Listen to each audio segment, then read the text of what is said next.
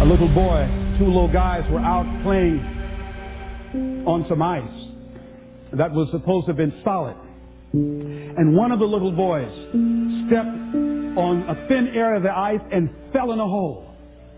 And as he began to start thrashing in the water, he began to move with the undercurrent to other areas of the ice, and his friend was there trying to help him, beating and hitting the ice, trying to save his friend.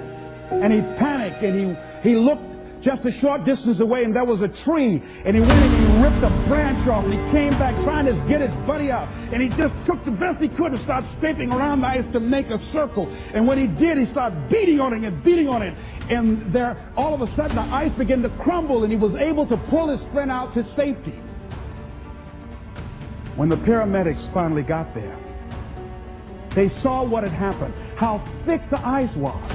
He saved the little boy's life, but what baffled them, they looked at the branch, and they looked at this little scrawny guy and said, how did he do this? It's impossible. They just went beating around the ice to see how thick it was, hearing the thumping sound. Said, how did he do that? I mean, it was a miracle that he was able to just take that branch and go around, make a circle, and beat the ice and pull him through. It's just too small. It's just impossible. And an old man standing around, hearing the conversation, stepped forward and said, I can tell you how he did it.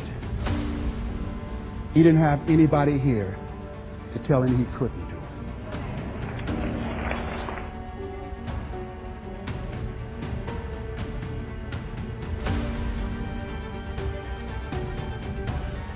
See, sometimes life will happen to you, like this little boy, and you won't have time to say no. You won't have time to think that you can't do it. The only time you will have is to act, to take the leap of faith and believe that everything is going to be all right. Take that leap of faith, trust yourself, and know within yourself that everything's going to be all right. But aren't there some guarantees you can give us, Les? Yes. What is that? You're going to die. Excuse me? You're going to die. In case you didn't understand that, you can't get out of life alive. So I'm saying to you, you got 6 months to live. Live your life now. Live your dreams now. Start acting like this is your last day on the planet. See, if we decide that we don't need a pronouncement from some physician to say we have 6 months to a year to live in order to really begin to appreciate the beauty of life, in order to really to make some hard decisions in life. See, we have the power in our hands. Like those little boys, we have that kind of power, that kind of genius, that kind of fortune, that kind of wealth, that kind of happiness, that kind of sense of fulfillment in our hands. We have that. We have that. It's in our hands. It's on us. And nobody can make that decision for us. We can give it away. We can give it to the company store for $400 or $500 a week. Or we can exchange it for how people think about us, how they feel about us, and go through life and resign ourselves to be miserable as we go to our graves, looking good for everybody else, except to ourselves. Or we can decide, hey, wait, this is the only life that I have. And that is my volcano. And I'm going to take the leap of faith. I'm going to jump in it.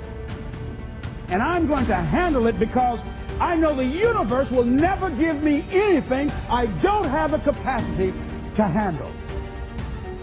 See, I say to you that you've got the power within you to handle any kind of volcano in your life, regardless of how it shows up, regardless of any kind of challenge that you might have in your life.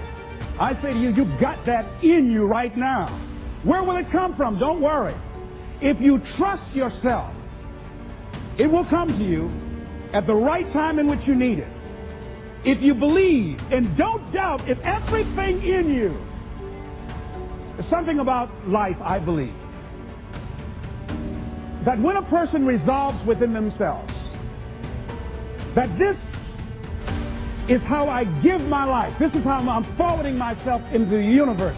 Dr. Johnny Youngblood out of New York, he said, I must live what's in me. This is why I've got to do this, Les. I must live what's in me. And all of us have something in us that we must live. And if we don't know what it is right now, we must create it or we must find it. All of us have this, whatever this something is that gives our life that meaning, that value, and that power, and that happiness. That happiness that a lot of people just wouldn't understand why you got to do it and why you got to take that mountain off.